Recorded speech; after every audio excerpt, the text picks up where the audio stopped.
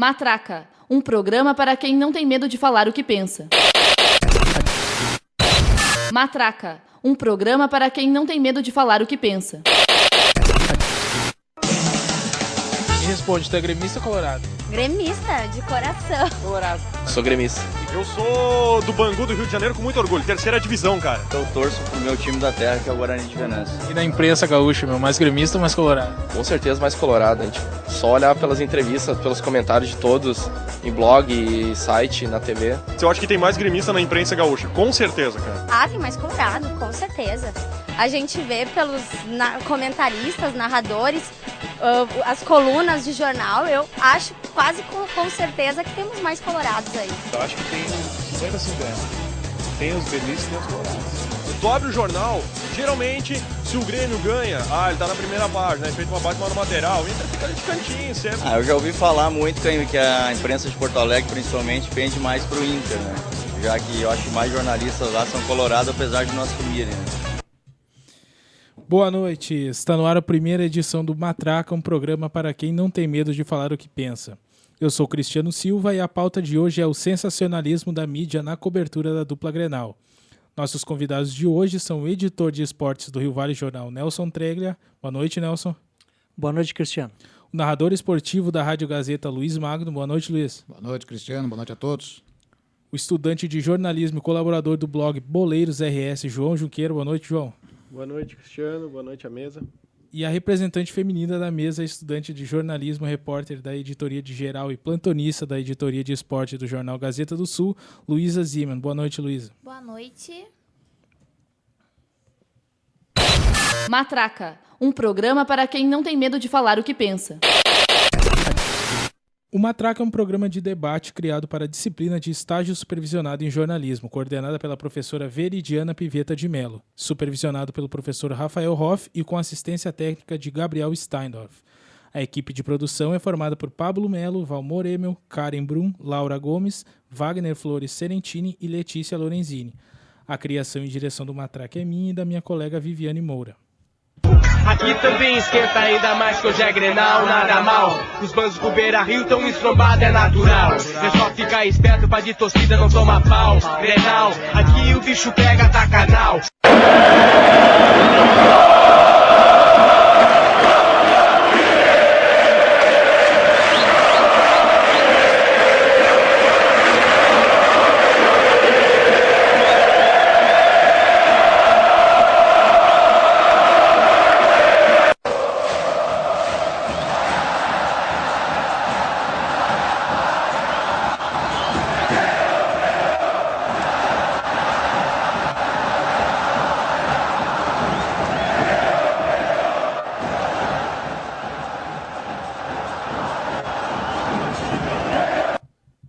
O Rio Grande do Sul é conhecido pelo seu bairrismo, sentimento de supervalorização à sua terra e os seus costumes. Uma das paixões de todo gaúcho, assim como todo bom brasileiro, é o futebol. Paixão pelo estado e amor à camisa criaram dois grandes clubes de futebol, Grêmio e Internacional.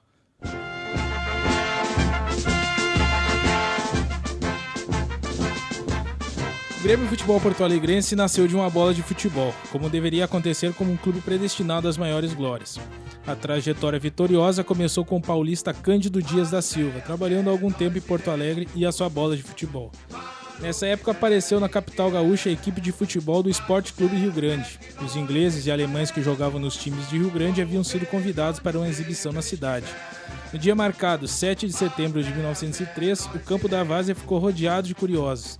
Cândido, com a sua bola no braço, estava entre eles com atenção redobrada.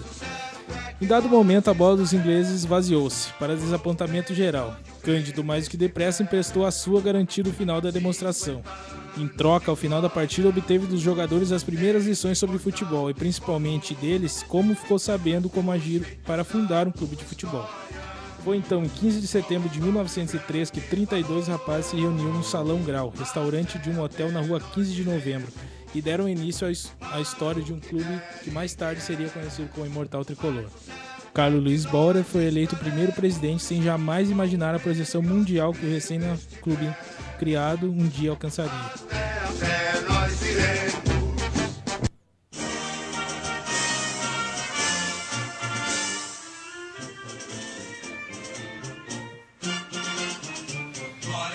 Já o Esporte Clube Internacional teve os irmãos niteroienses José Henrique Pop Leão e Luiz Madeira Pop como responsáveis por sua criação. A maior dificuldade encontrada pelos Pop quando se transferiram de Porto Alegre para São Paulo em 1901 foi a de não encontrarem um clube democrático para a prática do futebol. Na época existiam apenas clubes fechados na cidade, o Grêmio e o Futebol Porto Alegre, privados para aqueles que tinham ascendência germânica. Em 1909, os Pop convocaram um grupo de estudantes e comerciantes de Porto Alegre para uma reunião, marcada para 4 de abril de 1909, no endereço de número 141 na Avenida Redenção, com o objetivo de fundar um novo clube de futebol. Começou assim a história do Esporte Clube Internacional.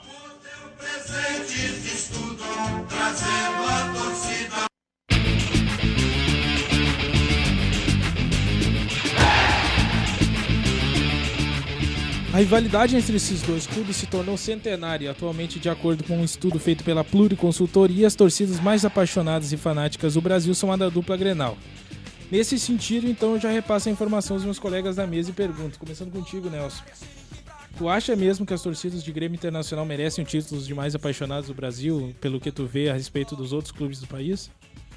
Olha, Cristiano, é uma questão complicada, assim, porque existem outras torcidas fanáticas, enfim, a do Corinthians, a do Flamengo, enfim, isso é uma... de repente, para nós, é o que mais nos chama a atenção, enfim, o Grêmio Internacional, mas no Brasil a gente tem torcidas super dedicadas ao time, como a do Palmeiras, a do Vasco.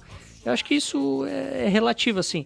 Claro que as torcidas aqui têm uma rivalidade muito forte, tem muito a ver com a nossa garra, com a nossa história de lutas, enfim, mas eu acho que fanatismo, eu não digo que sejam as mais fanáticas, mas talvez seja a maior rivalidade, talvez a mais paranoica, inclusive, porque é azul contra vermelho, aí o cara que vai, tipo o Renato, quando era jogador, foi com carro vermelho na Olímpico e os caras... Mas o Renato bancou, foi de carro vermelho, mas ele não deixou de ser gremista por causa disso, né? Mas que existe essa, às vezes, uma paranoia, uma rivalidade, às vezes fora do racional, isso sim, isso tem mesmo. Tem a mesma opinião, Luiz Magno é um pouco diferente. Isso aí, o Nelson tem razão nisso que ele fala, porque essas mesmas pesquisas que apontam o Grêmio e Inter como as duas torcidas mais fanáticas do país são aquelas que dizem que o Rio Grande do Sul é o estado em que quem torce para futebol é de um dos seus clubes. O estado com o maior percentual de torcer apenas para Grêmio Internacional, os clubes do interior. Mas na Bahia não é assim, em São Paulo, apesar dos 4 grandes, também não é assim. Rio de Janeiro, Paraná, Minas. Talvez por isso se tenha criado essa rivalidade ainda maior, mais forte, mais intensa entre colorados e gremistas. E também por todo esse passado de história, de luta, de revoluções que o Estado teve. Sempre dividido, um lado ou outro, uma coisa ou outra. É na política, é no esporte, é por esse lado mesmo. E por isso os dois são de fato, os mais fanáticos. Você tem essa mesma opinião, Luiz? Olha, eu acho que o que aflora um pouco essa rivalidade é a questão de ser uma dupla. Estados como São Paulo, Rio de Janeiro, não é uma dupla, tem mais times, o torcedor acaba com mais opção de escolha, aqui é uma dupla, então desde criança ou tu é Grêmio ou tu é Inter. E se eu sou Grêmio, eu não posso gostar do Inter. Se eu sou Inter, eu não posso gostar do Grêmio. Isso também.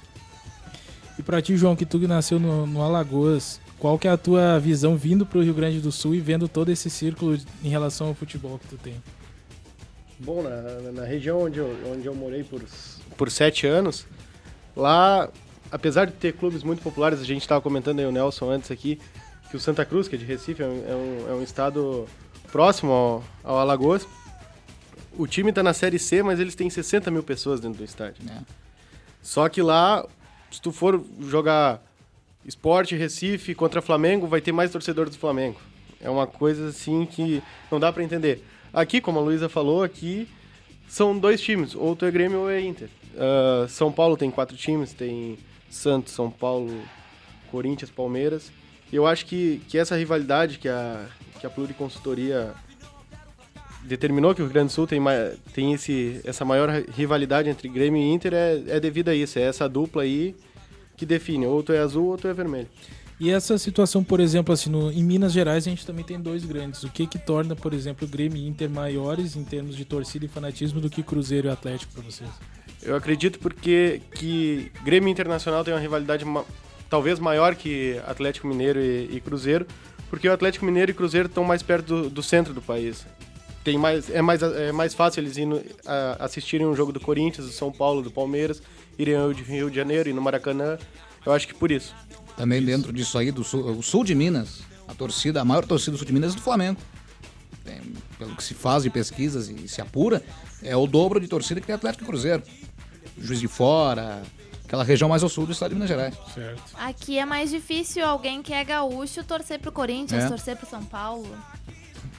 E eu acho que a diferença, essa rivalidade, vamos dizer assim, a diferença em relação a Minas é que a gente tem essa distância mesmo em relação a eles, de território mesmo, mas também em termos de poder. Minas sempre foi um estado extremamente poderoso.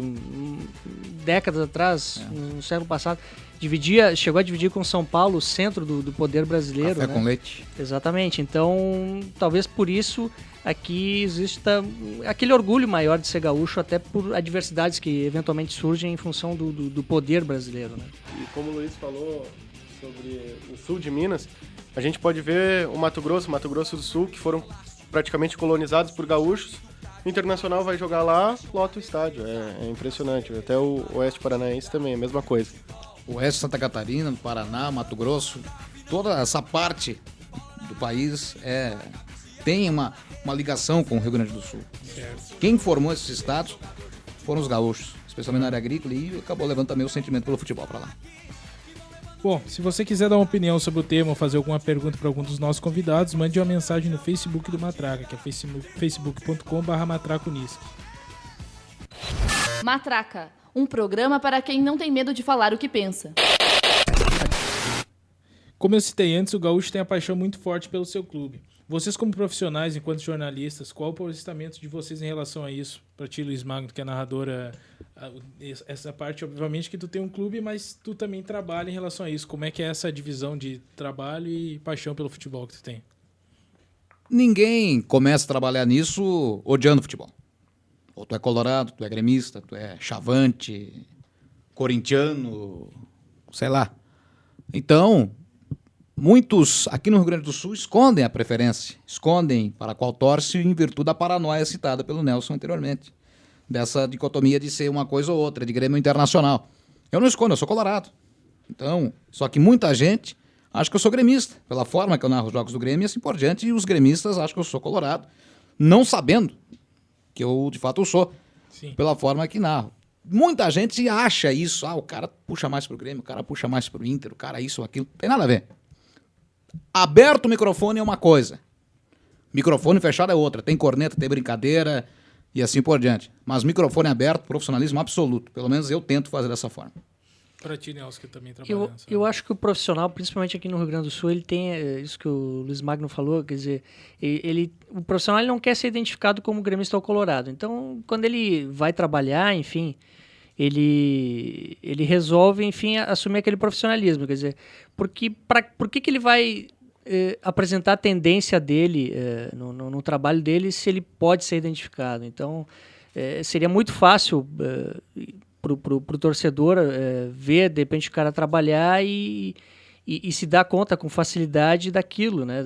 Tu é colorado, tu é gremista.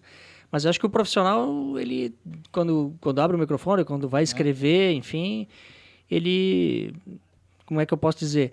Ele vai se manter isento na medida do possível, mas sabendo que ele pode ser identificado, porque que ele vai sofrer com isso e que o torcedor gremista muitas vezes vai pensar que ele é colorado, porque ele vibrou mais ou porque ele, de repente, colocou um pouco mais de emoção. Mas, às vezes, o cara tá exercendo a profissão dele, é aquilo ali mesmo. Né? E geralmente é o contrário do que o torcedor pensa. João, para ti que já teve um blog, trabalhou já com futebol e vai para o mercado daqui a um tempo, saindo da faculdade de jornalismo, qual que é a tua opinião em relação a isso? É que nem o Luiz Magno falou, que abriu o microfone, sentou na frente do computador para redigir uma matéria, um post no blog, como era o meu caso, tu tem que deixar à parte isso aí, tu tem que ser imparcial, tu precisa disso para o teu mercado de trabalho tu ter mais chance, eu acredito. Mas eu acho que aqui no Rio Grande do Sul, como o Nelson também falou, que tem essa de esconder, de não querer se rotular, ser identificado como gremista colorado. Eu acho que essa cultura não só não faz bem, como deveria ser extinta, porque é um direito teu, tu é gremista colorado de criança, mas tu tem que manter isso e é irracional uma pessoa te condenar por isso, por tu estar executando o teu trabalho e ele não sabendo, como o Luiz Magno falou, colorado, só que as pessoas acham que ele é gremista ou acham que ele é colorado não sabendo. Isso eu acho que é uma bobagem, tu condenar um profissional por ele narrar com mais emoção, com menos emoção, enfim, por uma cor de um time, por uma camisa de futebol. Eu acho que isso não leva a nada e eu acho que essa cultura, no Rio Grande do Sul principalmente, deveria ser mudada. Tem que ser aos poucos, claro, mas tem que mudar. Não leva a nada essa rotulação e essa discriminação por causa de um time. E só fomenta a violência. Certo. Eu declaro que sou gremista. Aí os colorados vão passar a me perseguir no estádio, nas redes sociais, assim por diante. Vice-versa. Tem que acabar justamente. A hora que todo mundo resolver chegar e falar, eu sou tal, eu sou isso, eu sou aquilo, tô trabalhando, sei lá, 20, 30 anos, ninguém soube, e agora eu falei, agora porque eu disse que eu sou colorado, porque eu sou gremista, vou ser condenado, não posso mais escrever sobre o Internacional? E aí? Certo. A vida inteira escrevi, ou narrei, ou comentei sobre, ninguém notou nada, até achavam que era o contrário. Então... Luísa, tem a mesma opinião? Eu concordo completamente. Eu acho que é uma paranoia do torcedor julgar o cronista, o narrador, ou seja, o jornalista que for da área esportiva, por ele ter um time. Se tu, torcedor, pode ter um time, porque eu que tô aqui escrevendo pra ti não posso ter. Certo. E, pra mim, um grande ponto positivo que mostra que o narrador, o jornalista tá no caminho certo, é quando num domingo o torcedor diz, esse cara que escreveu isso aqui é colorado, e no outro domingo ele diz, esse cara aqui é gremista. E fica indeciso sobre o time que o jornalista torce. Porque aí tu mostra que tu é imparcial. Tu sabe falar bem do Inter, tu sabe falar bem do Grêmio, tu sabe falar mal do Inter, tu sabe falar mal do Grêmio. E eu acredito que também o jornalista falar para qual time ele torce, não tem problema nenhum. Porque, assim, se eu sou gremista, eu vou enxergar os erros do Inter porque é o meu time rival. Mas vou enxergar muito mais os erros do time do meu coração, com certeza. Às vezes Cobrança mental do torcedor, Nelson. Não, é que às vezes a tendência do cronista ou do cara que está fazendo jornalismo é ser mais crítico em relação ao seu próprio time, né?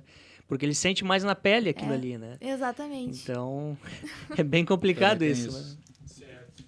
Bom, pessoal, no próximo bloco a gente continua. Você está ouvindo o Matraca, um programa para quem não tem medo de falar o que pensa. Eu sou Cristiano Silva e a pauta de hoje é o sensacionalismo da mídia na cobertura da dupla Grenal.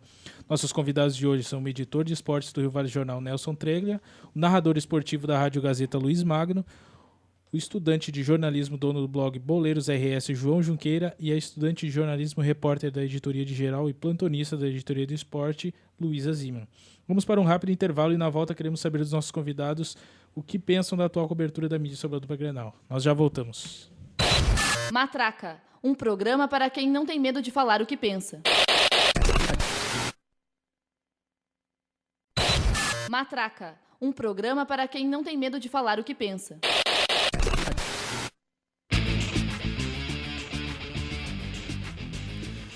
Voltamos com o Matraca, um programa para quem não tem medo de falar o que pensa. Esse programa foi criado para a disciplina de Estágio Supervisionado em Jornalismo, coordenada pela professora Veridiana Piveta de Mello, supervisionado pelo professor Rafael Hoff e com assistência técnica de Gabriel Steindorf. A criação e direção do Matraca é minha e da minha colega Viviane Moura. E a pauta de hoje do programa é o sensacionalismo da mídia na cobertura da dupla Grenal. Agora nós vamos falar ao vivo com o repórter esportivo da RBS TV, Fernando Becker, saber o que ele tem a dizer a respeito do tema de hoje. Boa noite, Fernando, tudo bem? Boa noite, Cristiano, tudo bem? Boa noite a todos. Certo. Fernando, o assunto do Matraca hoje então é sobre a mídia e a cobertura da dupla Grenal. Pra ti que está sempre nos campos, acompanhando a dupla diariamente, enfim, qual a tua opinião a respeito da mídia gaúcha em geral sobre a atuação a respeito da dupla? Olha, Cristiano, tem duas coisas assim que a gente tem que separar, né? A cobertura normal do dia a dia é uma coisa e quando envolve diretamente as duas equipes, no caso de semana Grenal, é outra, né? Depois de um tempo a gente se acostuma com a cobertura do dia a dia da dupla Grenal. Inclusive quando a gente está se preparando para um clássico. O que eu posso dizer assim? É complicado e ao mesmo tempo não é, porque é complicado porque tu trabalha com duas torcidas muito apaixonadas, então tu tem que saber o que falar, o que escrever, o que mostrar, porque a gente caminha num limite assim muito estreito, entendeu? Entre uma coisa e outra. Muita paixão é complicado. E ao mesmo tempo é fácil porque tu transmite, né, informação, tu transmite o dia a dia para um público que gosta de futebol, que consome bastante futebol, que quer sempre mais e mais e mais. Então, a cobertura nesse sentido, ela é facilitada por causa disso. E com relação ao tema de vocês, o sensacionalismo, isso vai muito da filosofia de cada veículo de comunicação. Tem alguns veículos que gostam que a gente costuma dizer, de bater mais, de ser mais polêmico, de sempre puxar por coisas fortes, às vezes puxar para baixo, né? Tem outros veículos que são mais jornalísticos, que analisam bem os fatos antes de colocar uma manchete, antes de noticiar, né, um acontecimento, ou até mesmo de repercutir uma mudança no treino, repercutir uma contratação, repercutir uma fase que o time está passando. Então, isso depende muito. Claro que tem certas coisas hoje em dia que são super dimensionadas. Eu vou até citar um exemplo do que ocorreu semana retrasada com aquele pescador aqui das Ilhas que apareceu ali nas margens do CT do Inter e pegou uma bola e lá foi superdimensionado, né? Foi feito um sensacionalismo em cima daquilo. Por quê? Porque é um fato inusitado. Porque o CT do Inter hoje, em termos o CT do Inter hoje, em termos de imagem, sim, é um CT bonito, porque ele fica às margens do Guaíba. No verão ali a gente pega cada pôr do sol maravilhoso, tá todo mundo com celular, máquina fotográfica, com os equipamentos de gravação, tudo apontado para o rio para filmar aquele pôr do sol maravilhoso. Então tem essa peculiaridade de ser do Beira-Rio. Aí chega um cara de caiaque para assistir o treino. Aí tem uma coisa, aquele cara, ele era a segunda vez que ele estava ali, porque senão na semana anterior, na véspera do Grenal lá de Caxias, ele também estava acompanhando, mas aí estava num barco, num caique, né, com mais um amigo pescando. E aí eu acho que ele viu que ali era um local em potencial para, de repente, tirar um proveito a mais da pescaria e voltou lá de caiaque, teve sorte de cair a bola. Lá no Olímpico, por exemplo, tem no campo onde o Grêmio treina, passa uma avenida do lado. E eu cansei de ver os jogadores chutando bola na avenida e ficam uns garotos numa pracinha só esperando a bola cair. Porque aconteceu a mesma coisa. Mas foi feito um sensacionalismo em cima daquilo. Por quê? Porque é um inusitado, é engraçado, e foi ainda mais um gremista que pegou a bola e tirou onda dos colorados. Então isso acaba ganhando uma força a mais na mídia. Nós, por exemplo, aqui na RBS TV, nós tratamos a notícia de forma natural. A gente procurou não superdimensionar. O que a gente fez? Nós simplesmente citamos que uma bola caiu no rio e um torcedor do Grêmio passou ali e pegou a bola. A gente nem usou até, por exemplo, a expressão roubou, furtou, seja lá o que for. Entendeu? A gente só pegou a bola. Ponto final, segue o baile, digamos assim, entendeu? Certo. Mas aí, alguns sites, algumas rádios, imagens nas redes sociais, enfim, né? Porque isso aí, quer queira ou não, isso atrai muito audiência. Tanto a audiência na internet, quanto a audiência na rádio, até não tanto, né? Mas uma manchete bem trabalhada, ela vai prender o ouvinte. E isso também no jornal isso chama atenção, tanto é que foi capa da 0 Hora, né? Sim. Depois, até que a gente fizeram entrevista com o cara. Então há algum tipo de tratamento na notícia realmente para né, causar de sensacionalismo, essa coisa.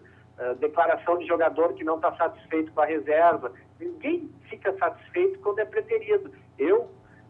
Vocês aí, quando não participam de uma cobertura, ou, né, a gente fica meio chateado. Pô, eu queria estar fazendo a final da Libertadores, eu queria estar fazendo a final do Mundial Interclubes. Não fui, né? Pô, não vou ficar contente, né? Então aí o jogador expressa, às vezes, alguém sem experiência vai lá e fala nos microfones, claro, se torna manchete, se faz aquele sensacionalismo todo. Isso até certo ponto é normal, porque é uma coisa polêmica, entendeu? Mas, no mais, assim, no geral, eu não vejo, assim, muita dificuldade, também não muita facilidade na cobertura da dupla Grenal. A gente sempre procura, eu particularmente procuro pesar muito bem as coisas que a gente fala, que a gente escreve, que a gente publica, entendeu? Porque, como eu falei, assim, o nosso estado é dividido, o Rio Grande do Sul, Minas Gerais, Belo Horizonte, que é assim. Então a gente tem que ter muito cuidado para tratar a notícia de Grêmio e de Inter. Tá perfeito então, Fernando. Eu queria te agradecer a participação. Então eu sei que tu sempre envolvido em muitas questões da RBS. Queria te agradecer a participação. Muito obrigado. Tá, eu que agradeço o contato de vocês. É um prazer ter falado aí com o pessoal da Unisc, que é a primeira vez que a gente tem esse contato, né? Agora vocês têm meu telefone aí, a hora que vocês quiserem, mais uma contribuição, a gente está sempre à disposição aqui em Porto Alegre. Só a gente combinar antes certinho, que não tem problema nenhum. Sempre é um prazer estar batendo um papo aí com nossos colegas aí, digamos assim. Perfeito. Muito obrigado, viu, Fernando? Eu te agradeço de novo. Eu que agradeço. Um grande abraço a todos.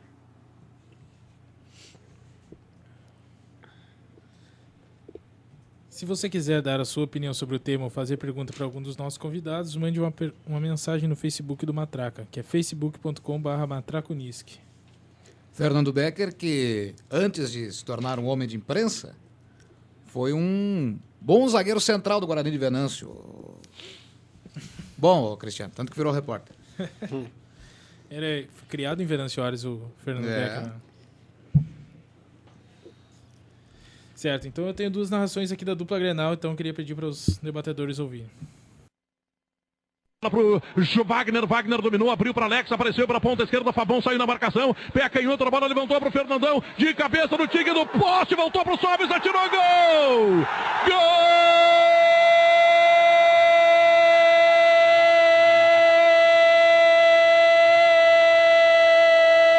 É demais, é demais, é demais, 16 minutos, etapa complementar, o Inter liquida o São Paulo, o Inter rasga a camisa do São Paulo e pisa em cima dela, o Inter humilha o campeão do mundo, um campeão do mundo destroçado pelo futebol do Internacional, um campeão do mundo que começa a morrer definitivamente nas cores vermelha e branca do time colorado, da gauchada de vermelho, no gol de Sobis, o menino de Erechim, cara de gaúcho, pinta de gaúcho, roupa de gaúcho, parece gaúcho, e o Inter é gaúcho, o Inter... Ademar está colocado para a cobrança, ele pode ser fatal este pênalti para o Grêmio, é a chance do Náutico, autorizado, atirou, Galato, milagre, milagre, milagre, mas ainda tem 10 minutos, o Grêmio tem 7 homens em campo, milagre do goleiro do Grêmio, a sua fé, torcedor, salvou o Grêmio, ainda tem 10 minutos, escanteio será cobrado, que dramática a vida do Grêmio, que coisa impressionante, cobrada a falta, bola para o Anderson, fechou para dentro da grande área, entrou livre, vai marcar o gol, atenção, tem apenas o goleiro, atirou, gol! Inacreditável! O Grêmio faz um gol! Logo depois de pegar 2 pênaltis! É inacreditável, com 7 homens em campo! O Grêmio está fazendo uma façanha. É só o Grêmio, é sua força, é sua fé. Eu nunca vi disso. O mundo nunca viu nada parecido. O Grêmio está fazendo uma façanha extraordinária. Uma façanha que não tem na história do futebol mundial. 37 minutos. O Grêmio faz uma façanha. 7 homens em campo. Galato pega o pênalti. E aí no rebote, a bola é tocada para o Anderson. Ele entra livre, faz o gol. Ele é craque. O Grêmio está na primeira divisão. Você acredita em milagre? Zé Alberto Andrade. Então, temos aqui duas narrações, uma do Grêmio e uma do Inter, do narrador da Rádio Gaúcha, Pedro Ernesto, que vocês conhecem bem. E as duas primam pela emoção, obviamente acentuada pelo momento que os dois clubes viviam na época.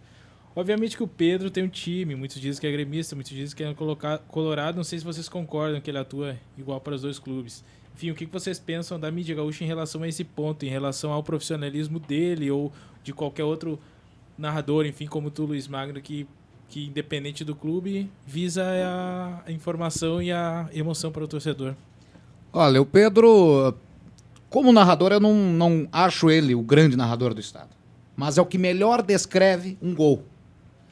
Não tanto pela força, da extensão do grito de gol, pela velocidade, mas ele pega como nenhum outro aqui no estado. Haroldo de Souza conseguia há alguns anos atrás, mas agora já... Acho que a idade já pegou o Magrão, mas enfim... O Pedro, ele é o que melhor descreve um gol. Eu sei qual time que o Pedro torce, mas eu não vou abrir. Porque também, ele tem que chegar aqui e falar o que ele é. Mas, enfim, o Pedro coloca emoção igual para a Grêmio Internacional. Não interessa. Ele é um dos dois, torce para um dos dois, sim.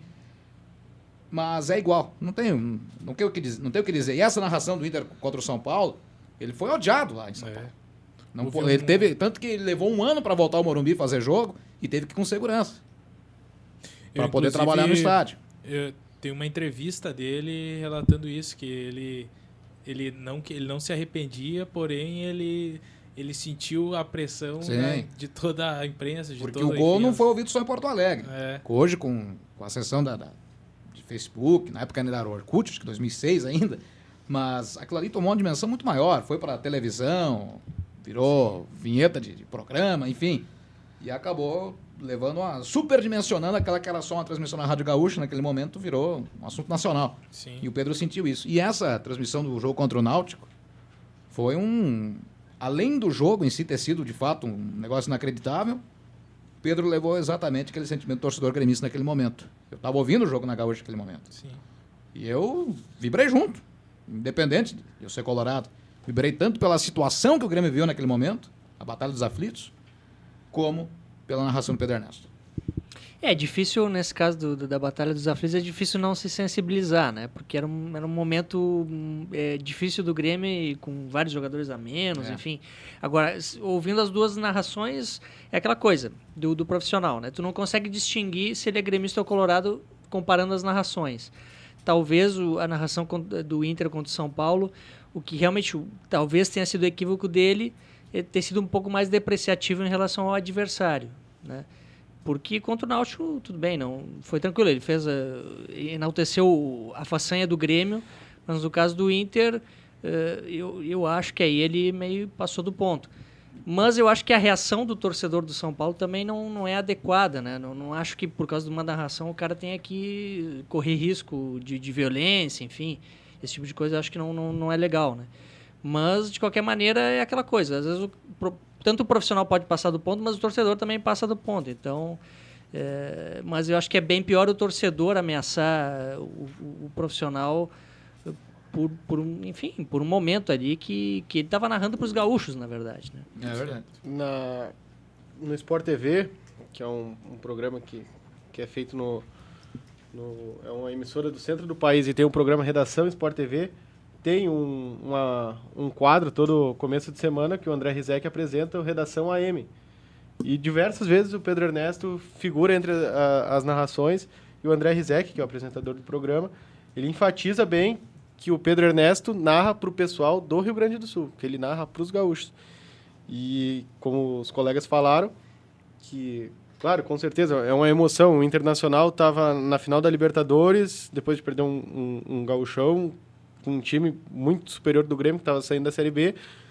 Era o ponto alto da vida do clube até ali, e foi sensacional. Eu, como gremista, tem duas atuações de jogadores individuais que eu acho impressionante, desde que eu acho que entendo de futebol, que foi o Rafael Sobis nesse jogo, que foi sensacional, e o Zidane em 2006, que ganhou em cima do Brasil.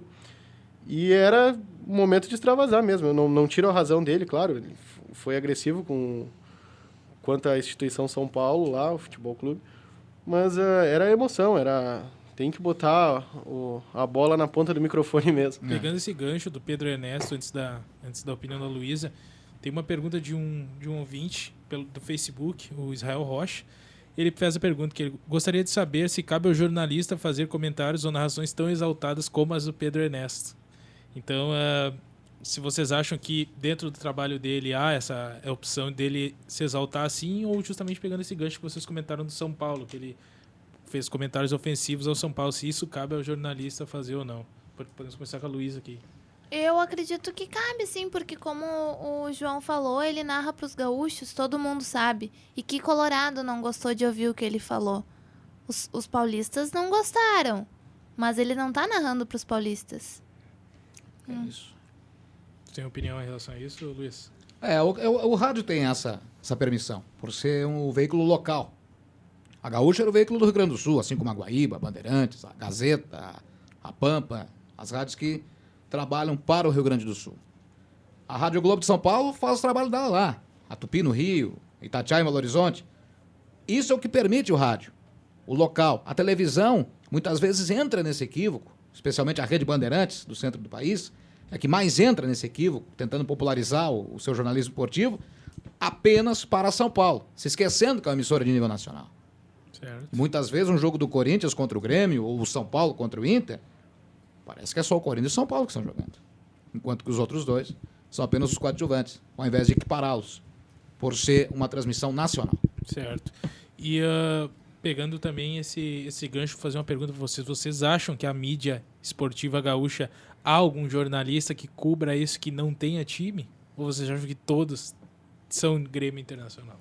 Acho que é o que o Luiz Magno tinha falado no bloco anterior. É difícil tu começar a gostar de futebol e não torcer por um time, né? É dificílimo.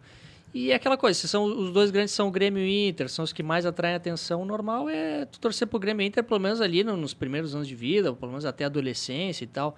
O que eu não sei, para uns ou outros até deve mudar a relação a partir do momento que eles começam a trabalhar com esses clubes diretamente. O que muda talvez a relação. Ele não vai ser o mesmo torcedor que era na infância, na adolescência, e trabalhando, não sei se ele vai ter o mesmo sentimento e tal. Ele pode continuar sendo colorado ou gremista. Permite uma parte, Nelson. Muda o respeito. O respeito pelo outro. Antes é aquela coisa do torcedor. Sou colorado, sou gremista. Lá, o outro lado. E aí? Quando tu começa a trabalhar, começa a conviver com o outro lado, tu passa a ter mais respeito pela instituição, pelos profissionais que lá estão e pela torcida adversária. E aí tu consegue equiparar o teu trabalho. Mas eu acho que é bem isso, porque tu começa a perceber que além da camisa, da bandeira, tem pessoas ali dentro, né? Que às vezes tem defeitos, às vezes tu, de repente, vai cobrir o clube que tu é torcedor e, de repente, tu vai encontrar pessoas ali que tu não vai gostar ou que, de repente, tem defeitos como qualquer outra pessoa tem, né? E isso vai mudar. E vai mudar também quando tu for cobrir um time teoricamente adversário teu e tal, como torcedor, e tu vai ver que as pessoas ali, de repente, daqui a pouco vão te receber bem. E isso pode ir mudando, né? Tu não vai deixar de ser torcedor de um time, né? Por causa disso. Mas que muda a relação, sim. Acho que que nem tu falou, Luiz, muda o respeito em relação ao clube, né? E, João, essa resposta é realmente verdade dos repórteres, a tua opinião, que muitos repórteres ou jornalistas revelam ter um time na infância, porém não torcem para nenhum enquanto repórteres, enquanto jornalistas na sua carreira profissional. Perguntando para ti, já estendendo a pergunta, vocês acham que isso realmente acontece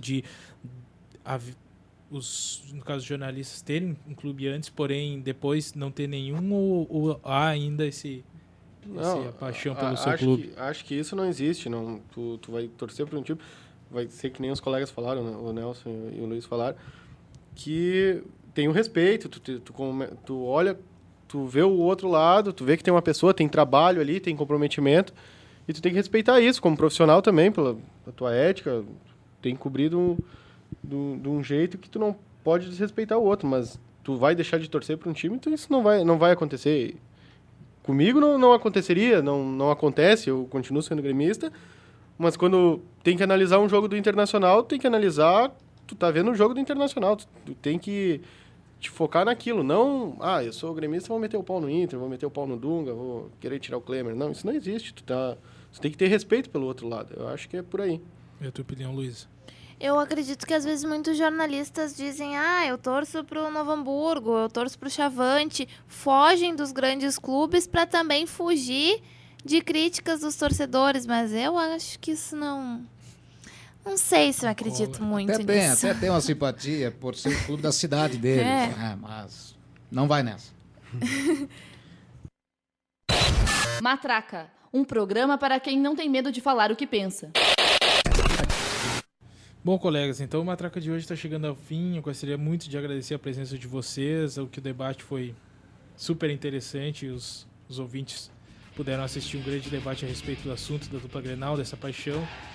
E, bom, gostaria de agradecer e convidar vocês e os ouvintes a acompanhar as próximas edições do Matraca. Toda segunda-feira, o programa ocorre das 8 horas até as 9 horas na Rádio A4. E o próximo tema da próxima segunda será o uso de drogas ilícitas e influência da mídia. Bom. Um beijo pra Veridiana, né?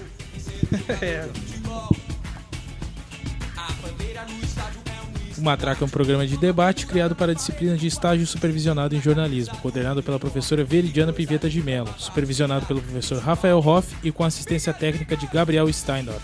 A equipe de produção é formada por Pablo Melo, Valmor Emel, Karen Brum, Laura Gomes, Wagner Flores Serentini e Letícia Lorenzini. A criação e direção do Matraca é minha e da minha colega Viviane Moura. Boa noite. Posso chorar se ele não ganhar, mas se ele ganhar não adianta, não há garganta.